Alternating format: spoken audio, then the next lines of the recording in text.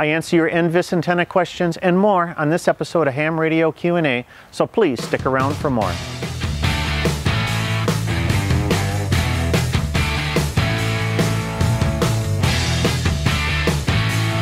Hi, I'm Michael, KB9VBR, your host for Ham Radio Q&A. I'm on a mission to inspire and educate the amateur radio community, so if this is your first time watching, please consider subscribing.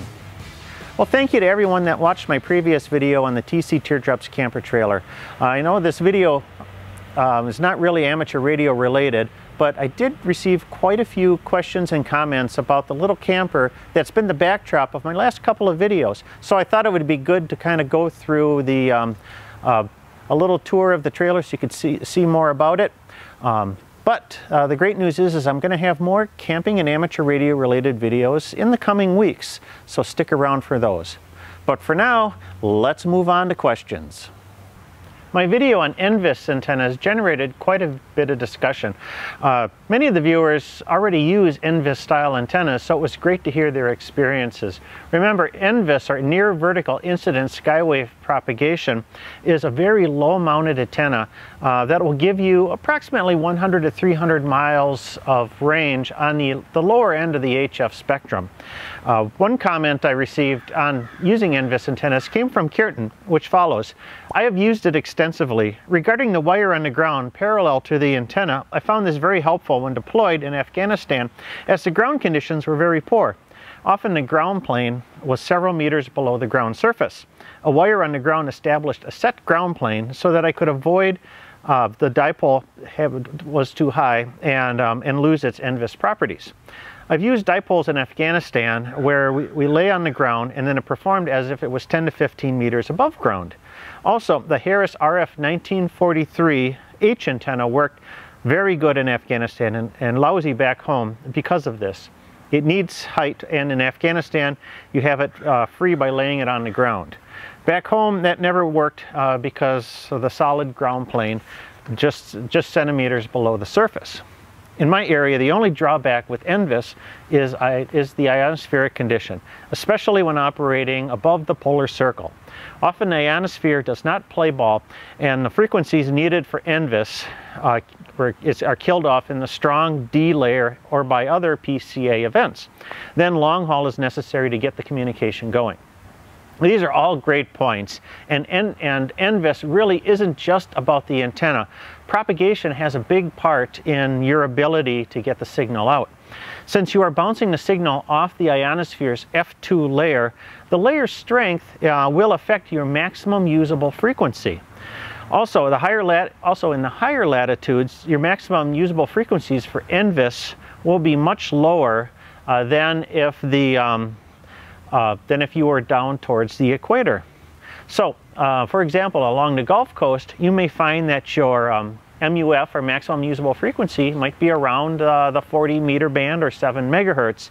Yet as you move further north, say here in Wisconsin at the 45th parallel, depending on conditions, our maximum usable frequency for that same time of day might be only in the 75 meter band or around 4 megahertz.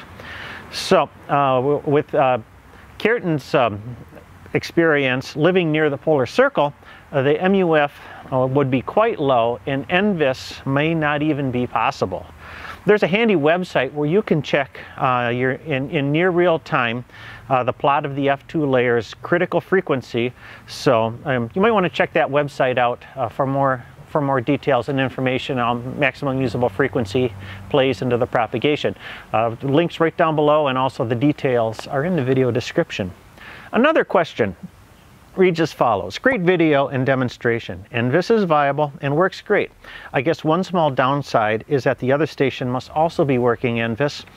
Also, most stations aren't set up for NVIS, so this reduces the possibility of contact. Yes, for optimal performance, everyone should be operating with NVIS propagation. Earlier in the day, when I made the NVIS video, I participated in our statewide Aries Races net on 75 meters.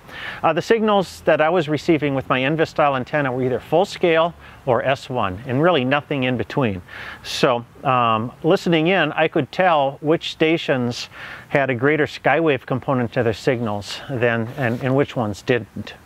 Also with NVIS, you know, we've been mainly talking about wire antennas, but I did receive this question. What about polarization? I see that you appear to be horizontal with your dipole. Does it help to radiate vertically at all, or does it hurt? Any thoughts? NVIS antennas are usually horizontally polarized. The reason is that vertically polarized HF antennas tend to have a low RF radiation takeoff angle, which is great for DX communications because you want that low takeoff angle to hit the F2 layer and get a nice low angle, so you can get that skip of 600 to 1200 miles. With NVIS, you totally don't want that case. You want the signal to go straight up and then rain straight back down again. So a horizontally polarized antenna is going to give you that advantage. I did a little bit of A/B testing between my NVIS antenna and the vertical antenna, and I could tell between the two, with the stations that were within 200 miles of me, listening on the NVIS antenna, I did have a signal that was 2 to 3 S units stronger than I did with the vertical antenna. And NVIS really doesn't depend on one particular type of antenna. I was using a simple 40-meter dipole for my demonstration, but you could use, say, a couple of ham sticks in a dipole configuration, or a buddy pole, or as Al writes, nice demo, I've used an end-fed antenna, the Ultimax 100 with a 24 feet long, inside a motel room at about 8 feet above ground to make NVIS contacts on 80 meters. And low-mounted or ground-mounted antennas are a viable NVIS option.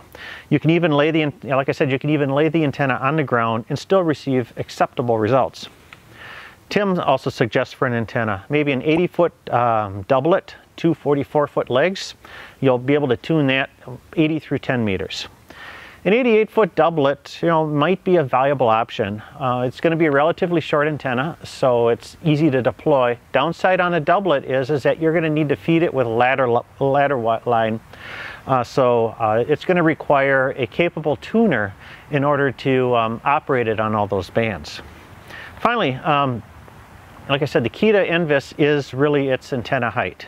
You're going to want to keep it relatively low. Pelican 1984 says optimum height for NVIS antennas is 0.12 wavelengths, or about 15 feet for 40 meters, or 31 feet on the 80 meter band. So I hope this really clarifies things, but please feel free to keep those NVIS questions coming and I'll answer them in due course.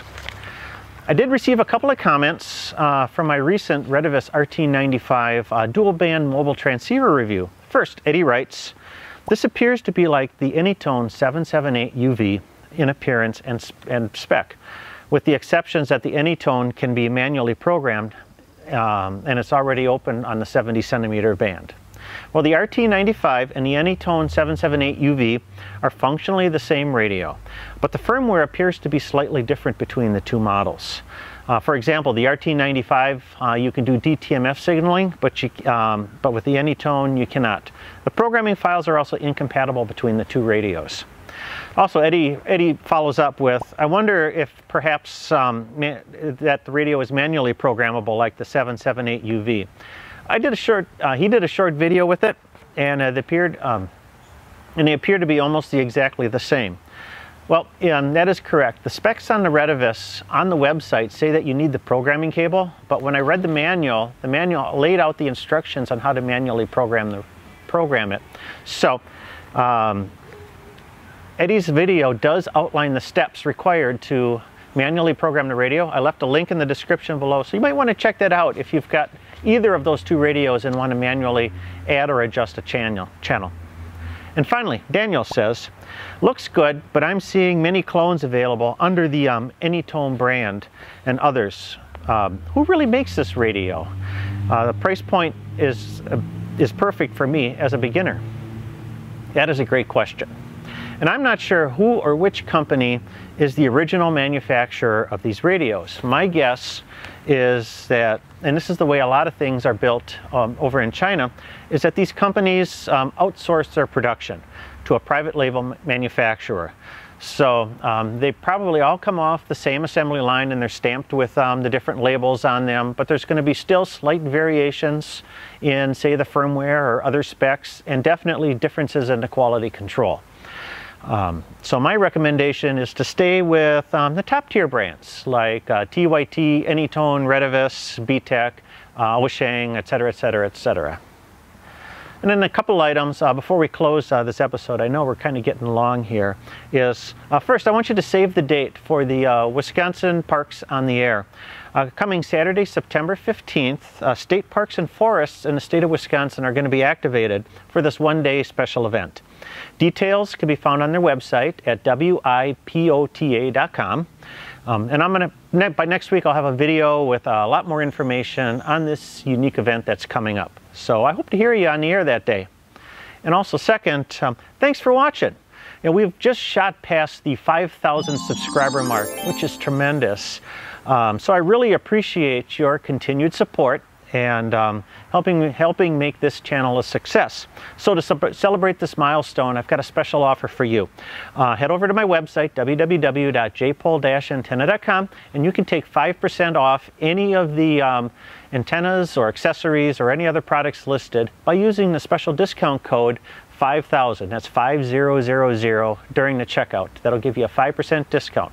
But hurry up, this special offer is only going to be good through the month of August, so you might want to head over there now. And also for more ham radio articles, you might want to check out my blog at www.jpol-antenna.com. Tons of information over there. And as always, if you like this video, give me that big thumbs up. I really appreciate that. And check out the little video, I think it's on this side here, that's suggested. You might find that one interesting too. And don't forget to subscribe. Links right down here below. So that's it for this time. I'm Michael, KB9VBR. Have a great day, and 73.